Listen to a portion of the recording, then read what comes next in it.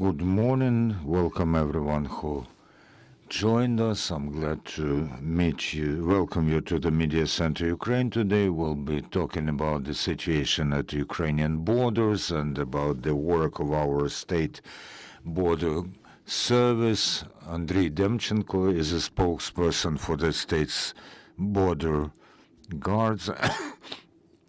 Let's start from the hottest spots. What is the situation in Chernihiv, Sumy, and Kharkiv regions? Of course, we now watch closely the border with Russia due to the things that the enemy does, especially in Sumy region. However, within the entire picture of these three regions, we say that the practical border line of our frontiers is without active combat actions. However, within the length of the border in these three regions, the enemy does not stop its artillery and aviation attacks against our populated centers. They use the drones, first of all types of drones. In Sumy region, they have increased their activity, including the drop of aviation bombs. And this is the practical threat both to Ukraine's defenders, because the enemy obviously targets our combat positions, but this is also a threat to our civil population, because all these attacks damage our civilians, because the infrastructure is being ruined, and of course civilians are dying or getting wounded. Russia, in fact, is corroborating its policy as a terrorist state.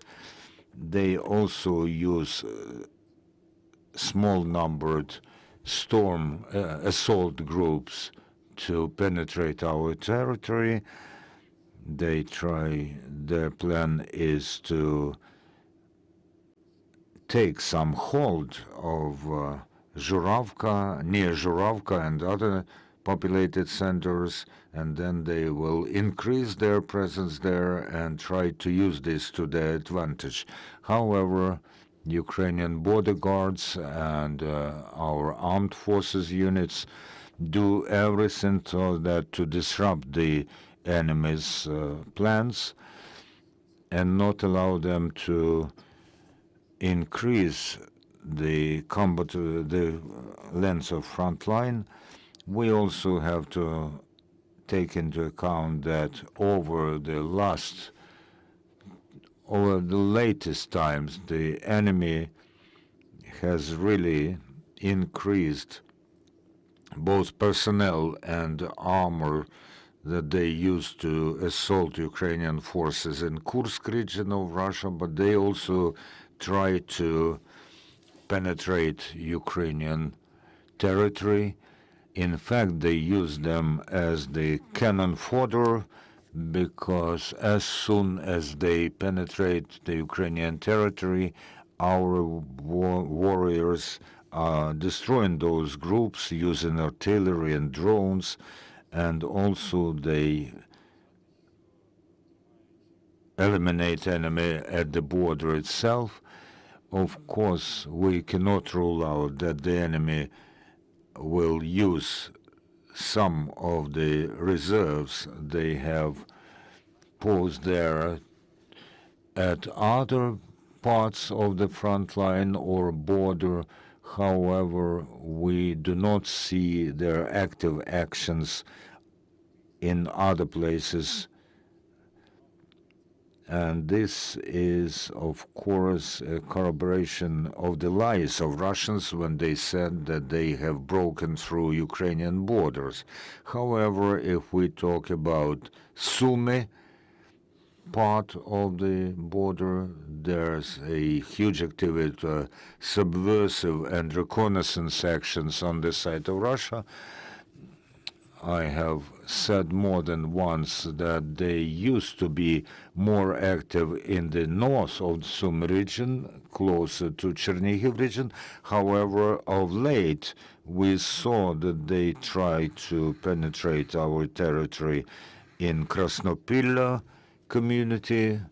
It's closer to Kharkiv region, and of course, our warriors understand very well the threat and danger that comes from those actions of the enemy, so we use technical means of control over the territory and also our drones in order to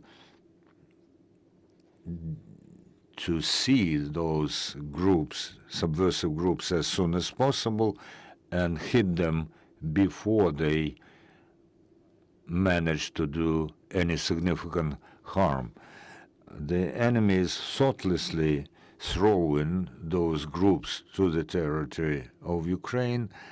They want to engage in subversive actions. They want to reveal the defense lines of Ukraine, to reckon them. And sometimes these groups can be up to 15 members, and they are trained in subversive actions and in combat, and they try to assault the positions of Ukrainian soldiers, including those that are being held by our bodyguards. As far as Kharkiv region is concerned, there are two active spots, Vovchansky Liptsi, where the enemy managed in some time ago to expand their bridgehead in the territory of Ukraine. And of course they have a grouping beyond the borderline, and they rotate some of the units in order to continue their actions there. Our task, taking into account the aggressive behavior of our enemy, and they have quite a lot of personnel and armor against the Ukrainian borders, we have to be vigilant and follow their actions, because they can maneuver and send their troops elsewhere in order to expand the zone of active combat. You said that there are Russian troops in Sumy region and against Sumy region. Only our reconnaissance units can tell you the numbers and figures. They are following closely the situation. We can say that the units of the state bodyguards are an inalienable component of our defense forces, and they have their parts which they protect. We cannot now think about the protection of border with Russia as a patrol service. Every bodyguards unit has their tasks in order to counteract Russian attempts together with our armed forces units. Do we see lately any changes on the border with Belarus? Luckily, no. Of course, this direction for us is a priority direction. It still retains a danger and threat to us, but we haven't seen any non-standard actions or actions aimed at destabilization of this part of the border.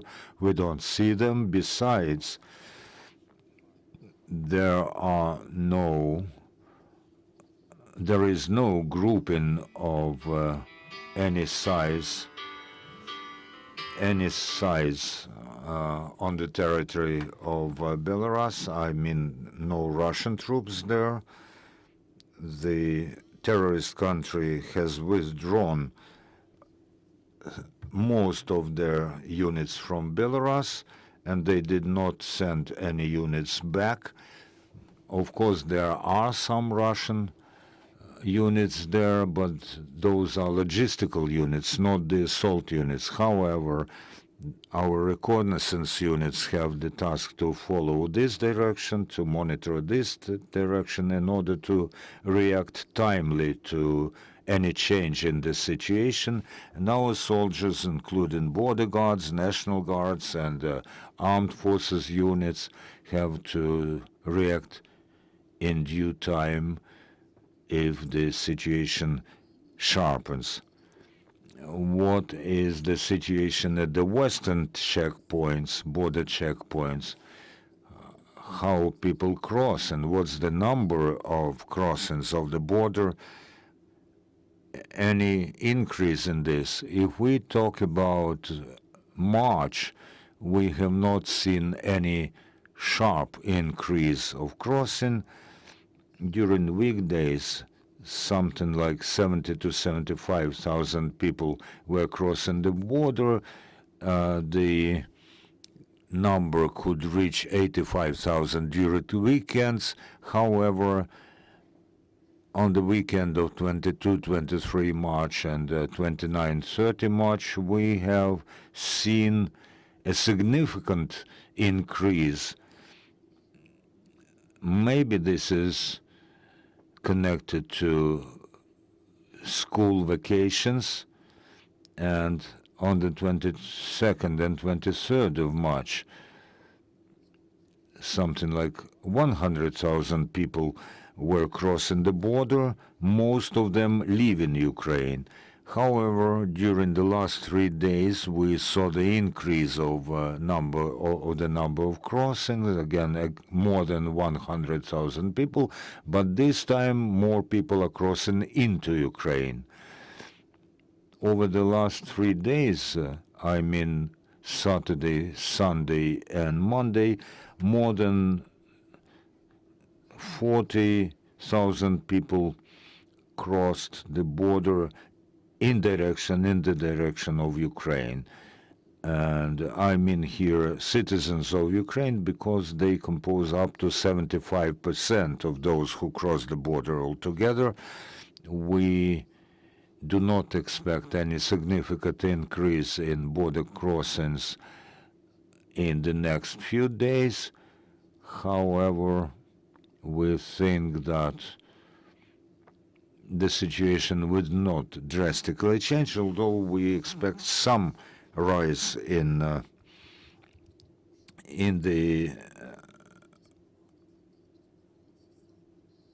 crossings before the Easter.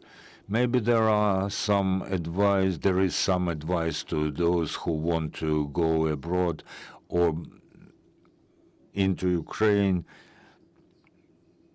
prior to Easter. Maybe you have some advice to them in order so that they do not spend too much time at the border. Well, first of all, you have to carefully check your documents, which provide you the right to cross the border. This pertains, first of all, to drafting age males, and of course, when there's a simultaneous arrival of many people at the border, this increases waiting times, so you have to understand that you should carefully plan the time when you go to the border, and you have to plan it carefully so that you do not suffer any delays or time overlaps. I can also give this advice to people. The State Border Service, for instance, informs about the number of people who are waiting at the border to cross the border. This relates to all the crossings with EU countries and also with Moldova. Every 3 hours we inform how many vehicles are there waiting to cross the border, and this is in order for people to choose the direction where the vehicle load is the least. Sometimes some crossing points at the Polish border are actually empty because people choose something that they imagine will be convenient, but they forget about the existence of other points. We also, our bordering countries, neighboring countries, also inform about the load and the number of vehicles and people waiting to cross on their side, so you can also get information from their crossing points. You find this on the sites of controlling services, and of course this helps people to faster cross the border. What is the situation now about the violation of illegal crossings of the border? Regrettably, the attempts continue, and every day our patrols and our border groups detain violators both at the borderline and also in adjacent areas. However, we do not see the increase in such attempts. There's a trend for decrease, and we see this, we've seen this since July last year. This relates to March of this year as well. Yes, we admit that every day we see those who want to violate and illegally cross the border, but the number does not increase. However, analyzing previous years, we see that the number of those who want to cross the border illegally will increase as the weather conditions become better. So we use all the necessary equipment, including border aviation patrols, in order to monitor the situation. We also try to investigate different scams and different arrangements that help people to illegally cross the border or try to help them. For instance, last February, we have discovered within 1 month more than 40 criminal groupings that were assisting people in attempts to illegally cross the border, and we are working in order to discover who actually was engaged in their activity and to bring them to criminal responsibility. If we talk about the entire time of martial law, we have discovered and stopped the activities of more than 820 criminal groupings that were engaged in this sort of illegal activity. Are there any questions from the floor? While I am asking about the issue of the purchase for 23 billion, there was a lot of talk among Ukrainians. Let's try to see what the situation is. And about the debt for 26 billion, do we have to worry very much that some of the delivery will be delayed? Regrettably, this topic is being an object of manipulation starting from December last year. From time to time, they put it to public discussion, trying to blame the State Border Service for everything,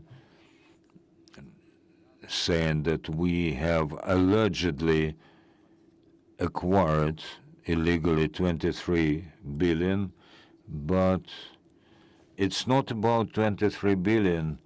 The matter is that border guards are being used within the system of our military, also at combat lines, but we also being used to make purchases not only for the border guards but for some units of the armed forces as well, to avoid disruptions in delivery of arms, ammunition, and the work that the state border service was conducting for our own needs since 2022 found its reflection in the trust in what we do. This is why we should not actually talk about 23 billion. We should talk about, for instance, 60 billion, because in fact in 2024 the state border guard, the state border service was thrice entrusted with the duty to buy arms for the armed forces of Ukraine. The sums there were 5.10 billion and also more than 31 billion, and this was done in November, in spring and summer last year. So basically we speak about 60 billion hryvnia, which were given to the state border service in order to buy arms and ammunition for the armed forces of Ukraine. Recently we have seen the distortion of this data, and the state border service answered the request from an MP. No one wants to actually clarify this, how the purchase is being done. This is not just like you go to a supermarket. This is a colossal work of people who do this. The firm that is actually doing the purchases is a reliable partner. There were no disruptions in the delivery of ammunition. 60 billion, and they talk about the debt of 26.5 billion hryvnia. This is the money that we have named while replying to the request from inquiry from the MP. And what this debt is actually, this is the money which has been paid before the delivery, and 23 billion hryvnia out of these 26.5 billion is for contracts that were concluded in last December. But we are still working within the time limits. If we're talking about the rest, 3.5 billion hryvnia, 1.7 billion hryvnia are overdue, and the delay there is a bit more than a month, but this does not relate to ammunition. This is about other purchases, and this is connected to force majeure. And all these conditions are there in contracts. And if the firm that delivers breaks the rules and conditions, then they will be fined and the money will be returned. So there's no need to shout out loud about about delays. They're just manipulating. Can we talk now about some intermediary processes about purchases? No, I cannot reveal all the data, but when we were replying to this MP, we were talking about the debt of 26.5 billion. At this, as of now, this debt has decreased, so I can say that our soldiers at the front line are already working with this ammunition. Suspilna, on the 4th of March, we have introduced new rules of crossing the border for media and culture workers. We were talking with you on the 11th of March. I was asking you about statistics about applying these new rules. You said then that it was too early to say. Maybe now you can say about how many people cross the border according to these new rules. Well, regrettably, I have not taken any statistical data with me. I may send you some information in a separate communication, but I must say that this norm that was changed in the rules of crossing the border about the letter of recommendation or the request for help from the Ministry of Culture, we observe these rules completely, and I cannot tell you that the number of refusals to allow crossing the border increased, because there's no such things. But yes, I will try to collect the data and send it to you. Thank you very much for this conversation. Andrii Demchenko, the spokesperson of the State Border Service of Ukraine, was with us. Follow our announcements. We thank our forces of security and defense for the opportunity to hold our work.